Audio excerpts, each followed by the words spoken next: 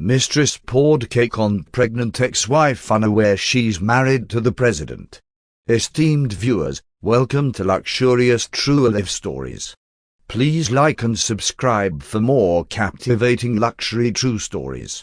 Let's get into the story. Deborah Newton lived above a small flower shop that always smelled like rain and roses. Every morning she opened the shutters before sunrise and arranged fresh bouquets beside the window. She liked silence more than noise, and routine more than excitement.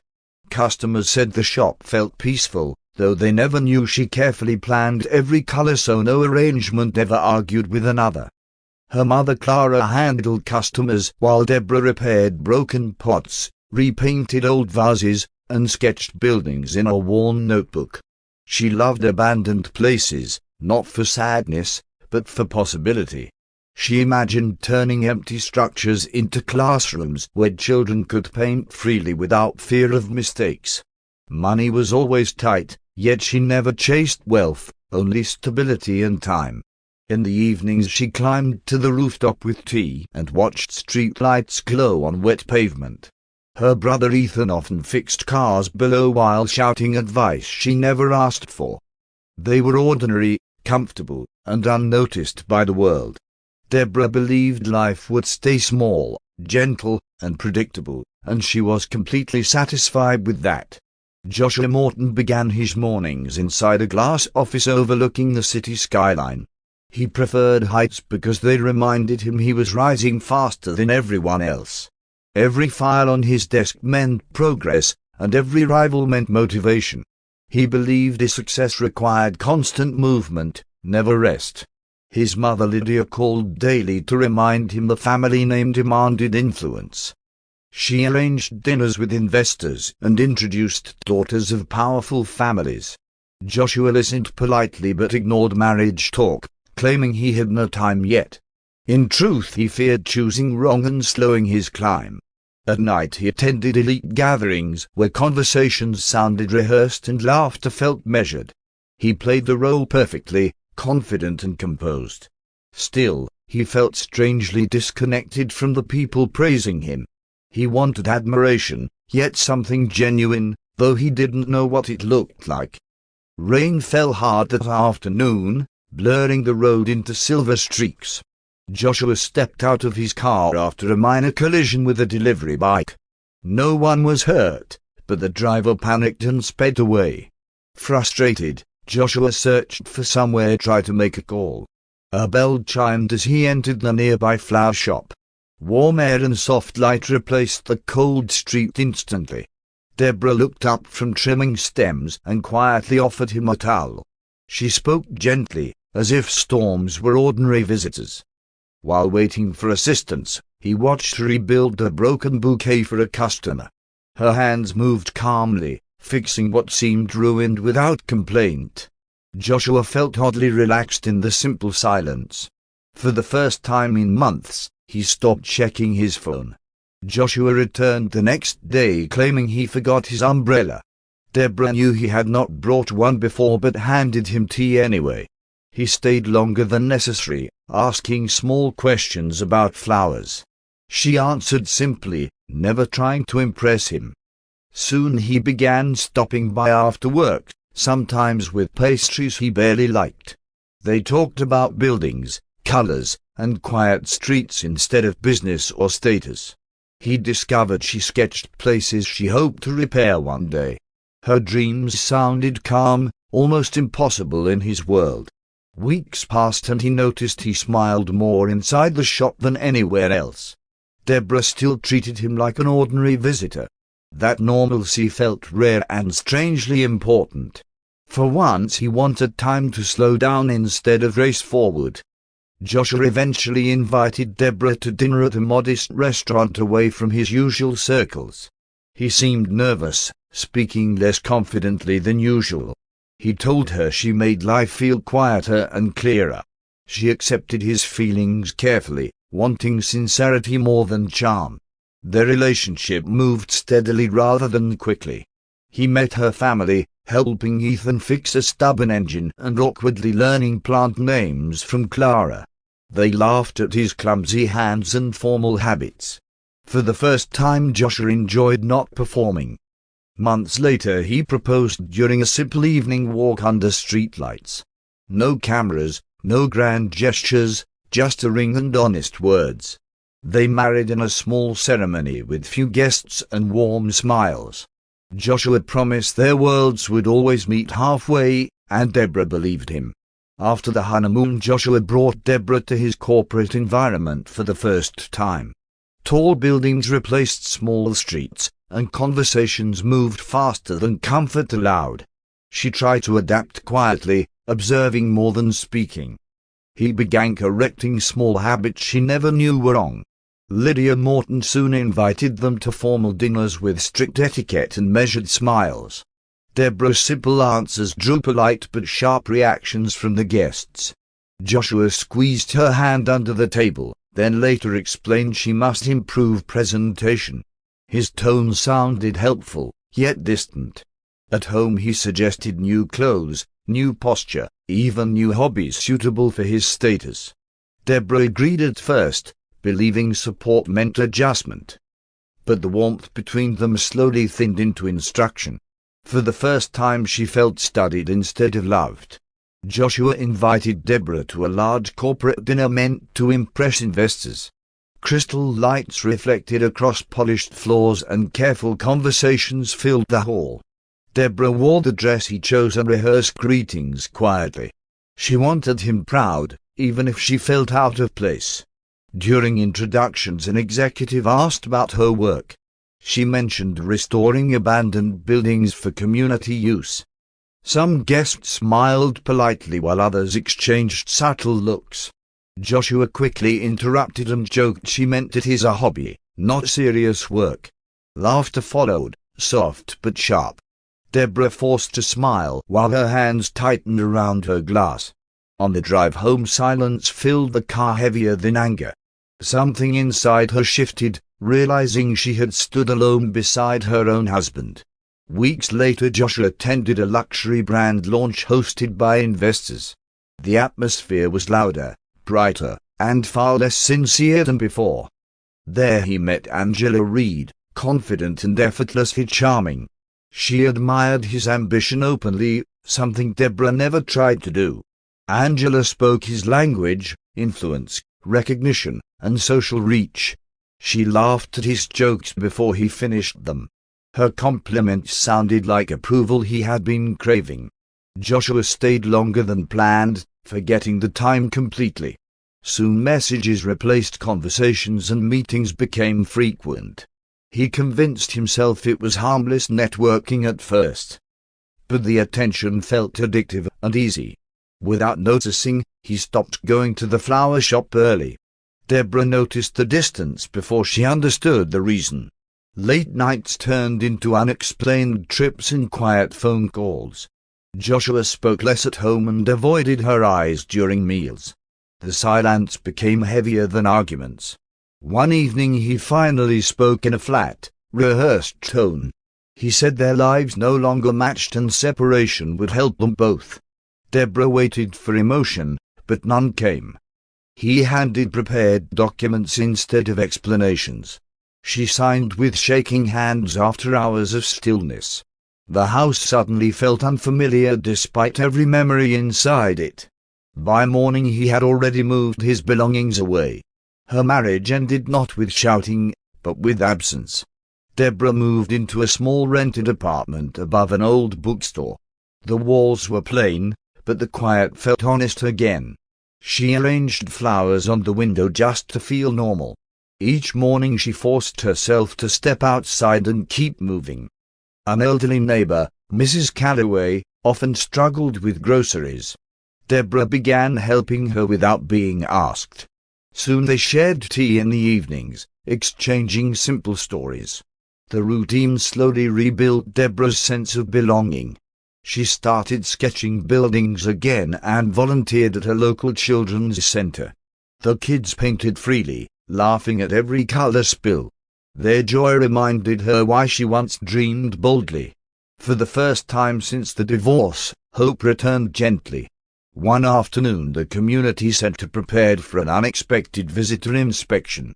Staff hurried nervously while children ignored the commotion and kept painting.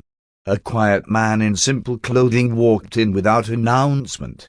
He observed rather than spoke, watching Deborah guide a shy child. The child refused to touch the brush until Deborah sat beside him patiently. She painted a small sun and let him finish the rays. The man smiled slightly at the moment of trust forming. He thanked her softly before leaving without introduction. Later the director explained a government official had toured the area privately. Deborah barely reacted, assuming she would never see him again. Yet the next day he returned alone, asking about the building's repairs. She answered naturally, unaware she was speaking to President Marcus Nathaniel. Marcus the man introduced himself simply as Marcus and asked if he could help move supplies. Deborah handed him a paint box, surprised he insisted on carrying it himself. They worked side by side while children argued over colors nearby. Conversation flowed easily without titles or expectations. He returned often, sometimes fixing broken shelves, sometimes just listening. She spoke about rebuilding spaces for children to feel safe. Marcus listened more than he talked, asking thoughtful questions. For the first time she felt someone valued her ideas without judging them. Weeks passed and their meetings became routine. He brought coffee, she saved him a chair near the window. Neither rushed, the connection forming quietly between them. Both felt peace they rarely found elsewhere. One evening rain forced them to stay inside the empty center after closing. The lights flickered while thunder echoed softly outside. Marcus finally admitted his real identity and expected distance from her. Deborah stayed silent for a long moment, then simply asked why he trusted her. He explained her honesty felt rare in a world full of calculated words. She told him she cared about the person she knew, not a position. Relief replaced the tension in his voice. For the first time he spoke freely about the loneliness of leadership. Days later he asked if she would marry him quietly to protect their peace. No cameras, no publicity, only witnesses required by law. She agreed with steady certainty rather than excitement. Their vows were soft but deeply certain, binding their new beginning in secrecy. Months passed with careful privacy and simple routines. Marcus visited whenever duty allowed, often late at night with takeout meals. They spoke about future plans more than present titles. Deborah's life felt calm despite the hidden truth she carried. One morning she felt unusually tired and dizzy during class. Dr. Helen Ward confirmed the news gently. She was pregnant. Deborah held the report with trembling hands and quiet joy. Marcus listened in silence before smiling wider than she had ever seen. He decided the child deserved acknowledgement and protection. A national charity gala was scheduled where an announcement would be made. Until then her identity would remain undisclosed for safety. Deborah agreed, unaware the night would change many lives at once. The ballroom shimmered with chandeliers and polished marble floors. Guests gathered for the charity event, unaware of the true purpose behind it. Deborah arrived quietly in a modest gown, her pregnancy visible but dignified. She was seated among invited civilians while Marcus prepared backstage. Across the hall Joshua attended with Angela on his arm. Angela quickly recognized Deborah and whispered mocking remarks. Joshua laughed coldly, believing she was still alone and insignificant. Their table watched her with open amusement. Angela approached with a smile sharp as glass and spoke loudly about failure. Before Deborah could respond, Angela lifted her cake plate and poured it over her. Laughter spread briefly through nearby guests. Moments later security rushed in as Marcus entered and the ballroom froze as officers restrained Joshua and Angela. Guests stepped back in stunned silence while cameras flashed uncontrollably. Marcus stood beside Deborah, his composure firm but protective. The laughter from moments earlier vanished into whispers. Joshua struggled to speak, finally realizing what had happened. Angela's confidence collapsed into panic as reporters recorded everything. No one defended them. Influence meant nothing now. Their humiliation spread faster than the announcement itself. Deborah was escorted away gently by security for privacy. She sat in a quiet room while staff cleaned the frosting from her dress. Marcus joined her, apologizing for the pain she endured publicly. She held his hand, more shaken by betrayal than attention. Ordered their arrest, revealing Deborah as his wife. Morning headlines carried more than scandal. Political rivals questioned Marcus's judgment. Commentators argued about secrecy while ignoring Deborah's humiliation. Samuel Brooks, an investigative journalist, noticed coordinated criticism appearing too quickly. He suspected the incident was being exploited deliberately. His research uncovered Victor Hale quietly funding media pressure campaigns. Victor hoped weakening Marcus would restore influence over government contracts. Joshua's connections had unknowingly opened the door to that plan. The humiliation became a tool larger than personal revenge. Security tightened around Deborah as threats appeared online. Captain Ruiz moved her to a protected residence temporarily. Marcus balanced national duty while visiting every night. Together they realized the scandal was no longer just social, it was strategic. The safe residence overlooked a quiet lake far from cameras and crowds. Guards rotated constantly, yet the atmosphere inside remained calm. Deborah spent mornings painting while Marcus handled meetings remotely. Distance from noise allowed them to breathe again. Dr. Helen Ward monitored her pregnancy carefully due to recent stress. She advised rest, routine walks, and avoiding public commentary. Deborah followed the guidance, focusing on steady days. Marcus joined her for evening walks whenever security allowed. They spoke about the future openly without fear of interruption. He promised the child would grow with honesty, not secrecy. She promised never to hide her past again. For the first time, the chaos outside strengthened rather than weakened them. Samuel Brooks released verified reports exposing Victor Hale's media manipulation. Financial audits soon uncovered irregular transactions linked to Joshua's firm. Authorities expanded investigations beyond the gala incident. What began as humiliation evolved into legal accountability. Joshua faced charges related to corporate misconduct and misuse of funds. Angela's fraudulent sponsorship deals were also revealed publicly. Their social circle distanced itself instantly. Influence dissolved faster than it had been built. Deborah watched the news quietly without celebration. She felt closure rather than revenge. Marcus assured her justice was necessary, not personal. The storm that began in a ballroom was finally clearing. Months later, spring sunlight filled a renovated brick building near the river. Bright murals covered the walls, painted by children laughing freely. Deborah opened the doors to her long-dreamed art center at last. The sign carried no titles, only a welcoming name chosen by the kids. Marcus attended quietly among parents instead of officials.